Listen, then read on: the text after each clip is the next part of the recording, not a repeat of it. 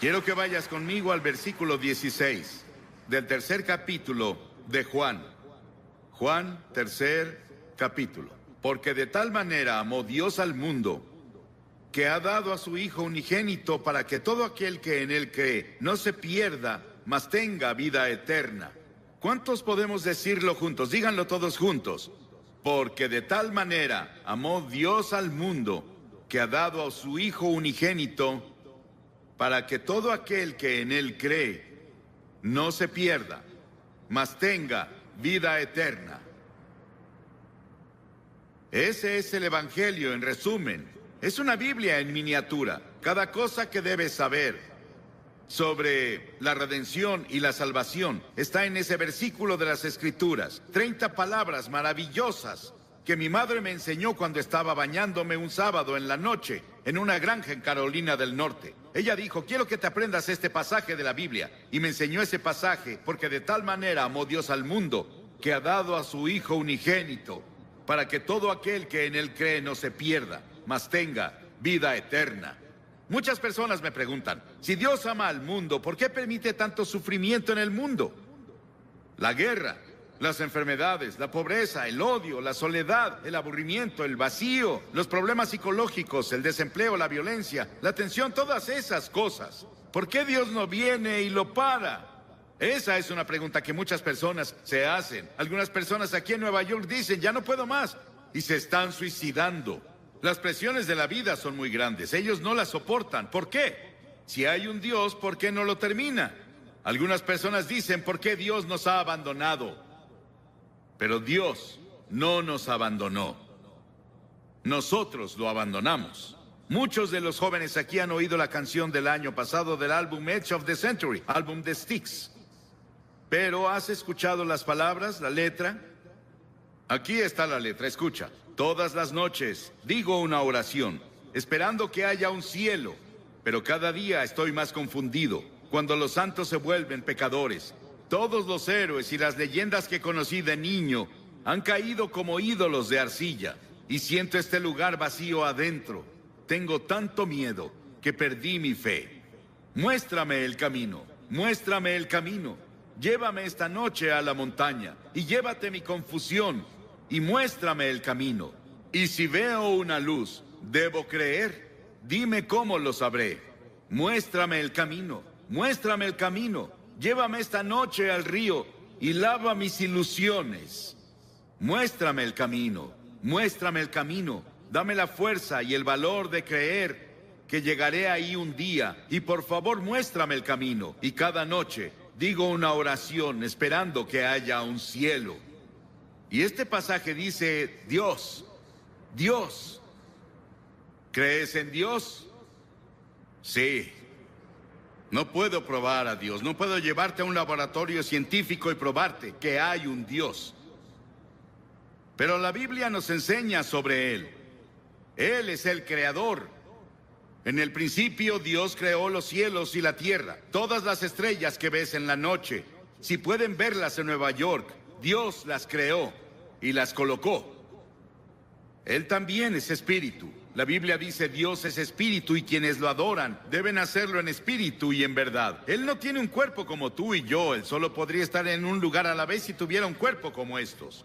Pero Dios es espíritu y está en todos lados al mismo tiempo. Puede estar en Rusia, puede estar en China, puede estar en América, puede estar en África, puede estar en Latinoamérica, puede estar en todos lados al mismo tiempo. Dios también no cambia. Yo soy el Señor Dios que no cambia, dice la Biblia, en el cual no hay mudanza ni sombra de variación, dice Santiago. La Biblia enseña que Dios es un Dios santo, absolutamente santo. Él no puede ignorar el pecado. La Biblia también nos dice que Él es un Dios de juicio, pues Dios juzgará toda obra, aun la realizada en secreto. Piénsalo, cada cosa secreta que hiciste, todos tus pensamientos secretos, las cosas que pensaste que nadie sabía, un día serán sacadas a la luz y vas a ser juzgado. La Biblia dice que Dios ha fijado un día en el que juzgará al mundo. Piénsalo, fijó un día, un momento en el que Él va a juzgar al mundo y tú estarás ahí. Dios, pero Dios también es un Dios de amor. Mi madre me amaba. Pero ella no me amaba, ni cercano a lo mucho que Dios me ama, y eso parece imposible de creer. Mi esposa me ama. Yo la amo. Tengo 5 hijos, los amo. Tengo 19 nietos, los amo. Y espero que ellos me amen. Tengo 3 bisnietos, creo que me aman, y los amo, y sé que todos aman al Señor. Pero nada puede compararse con el amor de Dios. Tuvieron que inventar una nueva palabra en griego para decirnos algo sobre el amor de Dios. Dios es un Dios de amor, Él te ama. Y si hay una cosa que quiero que te lleves de este gran parque cuando te vayas hoy es esto: Dios te ama. Dios te ama. Dios te ama. Y Dios está interesado en ti. Y Él tiene contados tus cabellos. Él ve al pajarillo caer. Sabe todo de ti y te ama. No importa cuántos pecados hayas cometido o lo que hayas hecho. Podrías haber llegado tan bajo como Nicky Cruz lo describió, su vida hace rato, pero Dios te ama. Y si Dios pudo cambiar a Nicky Cruz y cambió a Johnny Cash, Dios te cambiará, si se lo permites. Y Él puede hacerlo hoy. Comienza ahora. Sí, Dios es un Dios de juicio. Él traerá juicio a cada obra, y Él estableció un día en el que Él traerá el juicio al mundo. Pero Dios también es un Dios de amor. Nada se compara al amor de Dios. La Biblia dice, Dios es amor.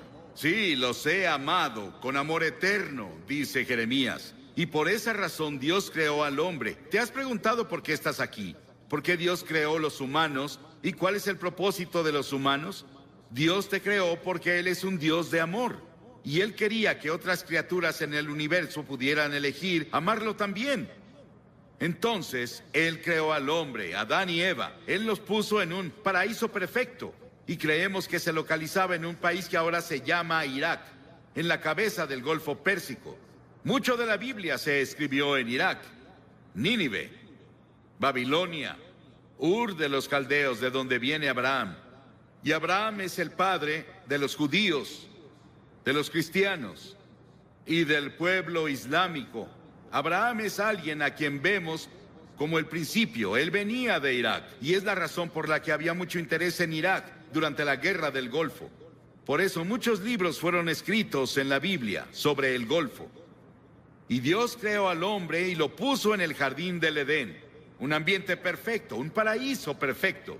Y Dios le dio al hombre una elección. Dios dijo, quiero que tengas todo el fruto del jardín, salvo un árbol.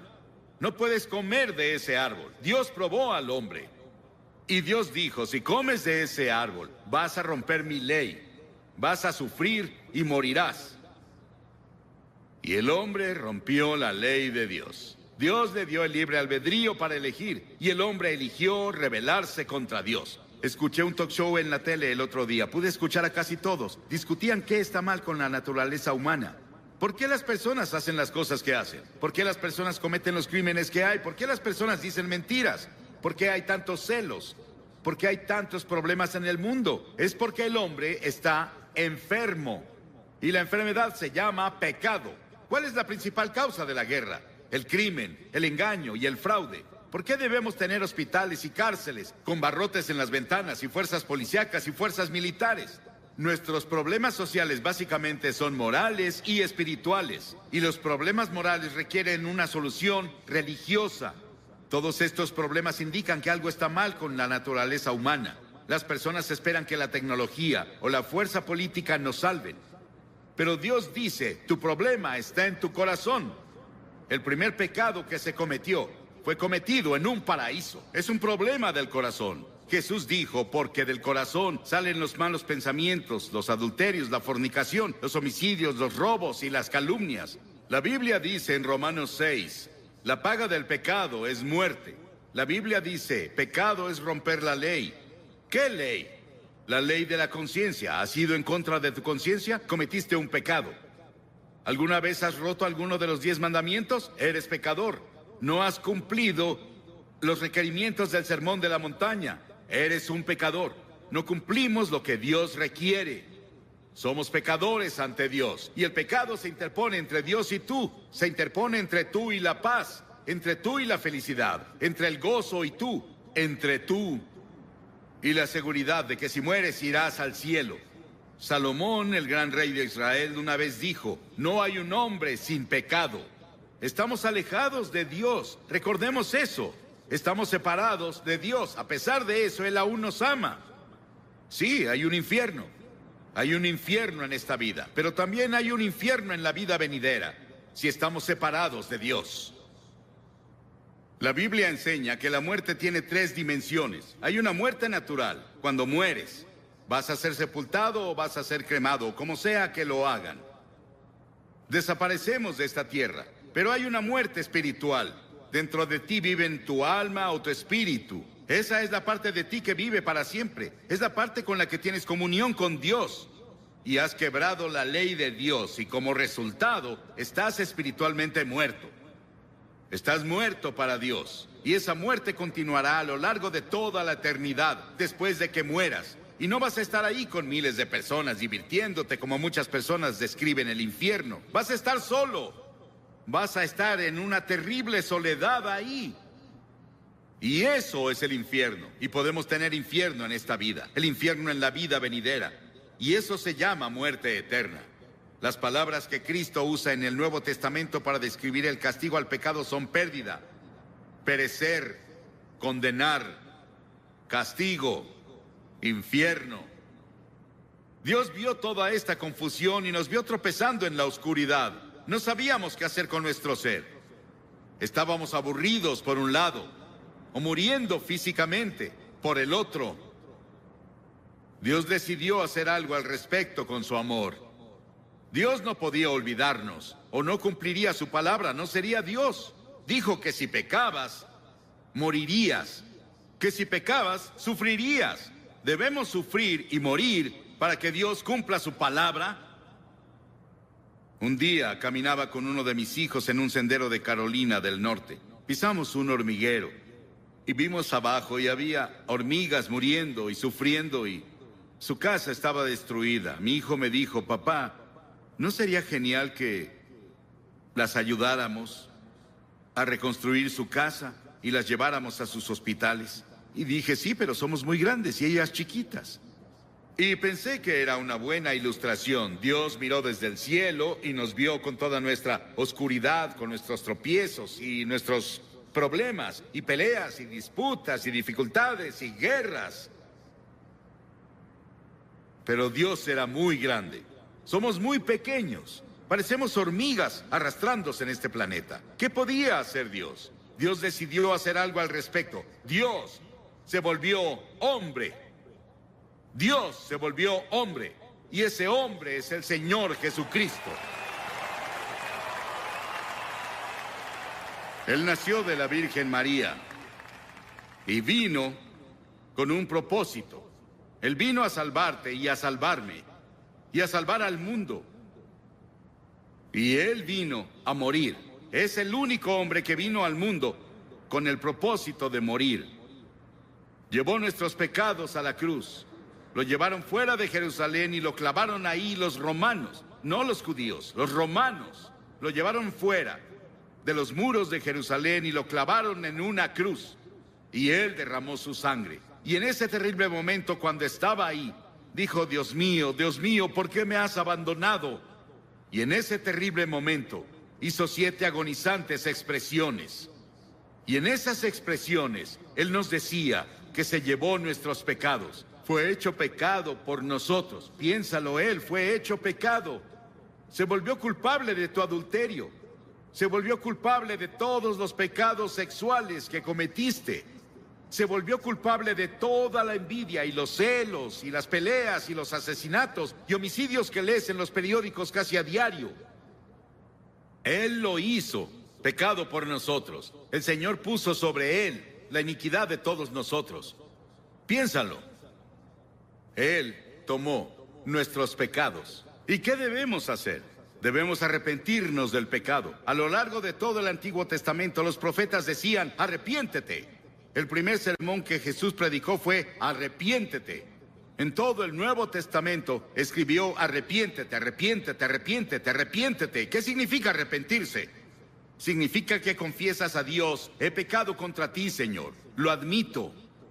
Significa que te vuelves de tus pecados. Estás dispuesto a dejar que Dios haga su voluntad en tu vida y estás listo para seguirlo y servirlo desde ahora. Eso es arrepentimiento. Hace unos días, en nuestro pan diario llamado Llévame a la Cruz, Cliff Barrows me dio esta maravillosa historia. Un policía, un oficial, estaba patrullando una noche en un pueblo del norte de Gran Bretaña, cuando escuchó un sollozo entrecortado. Vio a un niño en la sombra sentado en una puerta y las lágrimas corrían por sus mejillas. El niño dijo: estoy perdido. Por favor, lléveme a casa.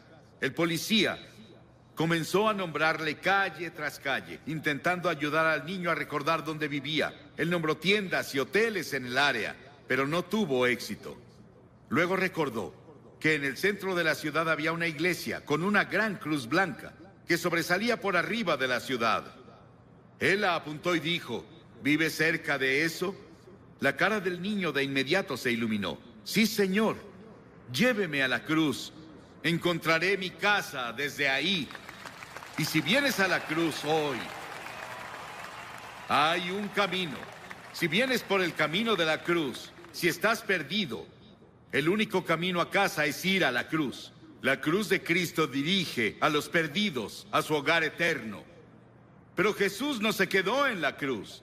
Él resucitó de los muertos. Dios resucitó de los muertos. No voy a hablarte sobre un Jesús muerto. Voy a hablarte sobre un Jesús vivo. Y ese Cristo vivo puede venir a tu corazón hoy por el Espíritu Santo y hacerte una nueva persona. Darte una nueva visión de la vida. Quitarte esa soledad. Quitarte esos pecados que has cometido y limpiarlos, para que cuando Dios te vea, no vea tus pecados. Estás justificado a sus ojos, como si nunca hubieras pecado. Y luego la Biblia enseña que Jesucristo vendrá de nuevo un día. Estuve en Jerusalén y estuve hablando un día con el rabí en jefe. Y le pregunté: Señor, ¿cree que el Mesías va a volver? Y él dijo: sí, claro. Y dije: yo también. Pero creo que cuando venga, usted verá que es Jesucristo. Él se rió por un momento con su taza de café y dijo... No se rió, me sonrió. Y dijo: claro, esa es nuestra diferencia. Ambos esperamos al Mesías, pero nosotros creemos que será Jesucristo. Verán al Hijo del Hombre venir sobre las nubes del cielo con gloria, con gran poder y gran gloria. Va a volver y establecerá su reino. Sí. El comunismo no ganó. Ningún ismo va a ganar. Solo Cristo va a ganar. Y un día va a gobernar al mundo. Pero esta noche Él quiere gobernar tu corazón. Él quiere entrar a tu hogar y a tu familia, a tu vecindario. Él quiere entrar a nuestro país. Y Él quiere ser el Rey de Reyes y Señor de Señores. ¿Qué requiere Dios de ti? Ya te dije una cosa: arrepentimiento. Durante la semana pasada celebramos los días más santos del año judío. Yom Kippur, que se celebra el miércoles, es intensamente personal. Los festivales judíos hacen 3 preguntas. ¿Qué hicimos con nuestra vida durante el año pasado? ¿Dónde estás ahora en tu vida? ¿Qué planeas hacer con tu vida el año que viene? Y una de las razones por las que Yom Kippur ejerce una fascinación sobre los judíos es porque el tema de la festividad es tan personal y contemporáneo. No hay una sola persona entre su pueblo que diga: mi vida está completa y espiritualmente plena. Todos fallamos. Y tenemos que decir con los demás: también soy pecador. Estoy separado de Dios. Estoy perdido. Necesito encontrar el camino a casa. No es una opción. Es un mandamiento. En Hechos 17, el apóstol en su sermón dijo: Dios manda a todos los hombres de todas partes que se arrepientan. Piénsalo, Dios lo manda. Es un mandamiento que te arrepientas. ¿Te has arrepentido? ¿Estás seguro? Si no te has arrepentido de tus pecados, nunca verás el interior del reino de los cielos. Entonces ven por fe. Por gracia han sido salvados, por fe y no por obras, para que nadie se jacte. Nunca podrás ganarte entrar al cielo. Debes ir por fe en Cristo. Y vienes por la gracia de Dios. La gracia significa algo que no mereces. No puedes ganártelo. Vienes por fe a Él. Así fue conmigo. con la fe de un niño. Dirás, Billy, esas cosas son tan simples. Jesús habló con tal simplicidad sobre las cosas espirituales que los niños lo oyeron con gusto.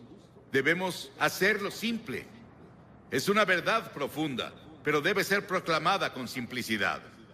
Y todos los que hoy están dispuestos a decir, me arrepentiré de mis pecados, recibo a Cristo como Salvador, y quiero seguirlo y servirlo, o quiero rededicarme a Él. Tal vez quieras renovar tus votos que tomaste en la confirmación o el bautismo o cuando fuera. Y quieres decir, Señor, quiero volver a ti. Me alejé de ti y me confundí y perdí. Quiero que Cristo sea lo primero en mi vida. Quiero que perdone mis pecados. Quiero ir a la cruz y quiero seguirlo de ahora en adelante. Levanta la mano. Sí, hay muchas personas con la mano levantada. Y también muchas personas de pie. No puedo pedirte que te pares porque no sobresaldrías. Y hay 4 cosas que de ahora en adelante son muy importantes. Primero, lee la Biblia todos los días. La Biblia es comida para tu alma. En segunda, ora. Tal vez no orarás como un clérigo, pero puedes decir, Señor, ayúdame, necesito ayuda. Él vendrá a ayudarte, Él responderá a tu oración. Ora en el nombre de Cristo. Di, Señor Jesús, te necesito. Y luego la tercera cosa, sé testigo de Cristo. Dile a las personas cuando te vayas esta noche, o coméntales mañana, en la reunión en Great Lawn, hice un compromiso con Cristo y voy a cumplirlo con la ayuda de Dios. Eso te ayudará a ganar a otras personas para Cristo. Y luego, la cuarta cosa es ir a la iglesia. A una iglesia donde Cristo es proclamado. Y seguirlo y servirlo.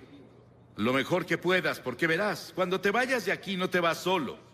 El Espíritu Santo de Dios se irá contigo.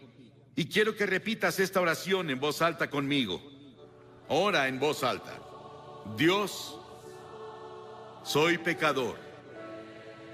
Lamento mi pecado. Estoy dispuesto a alejarme de mi pecado. Y recibo a Cristo como Salvador. Lo confieso como Señor.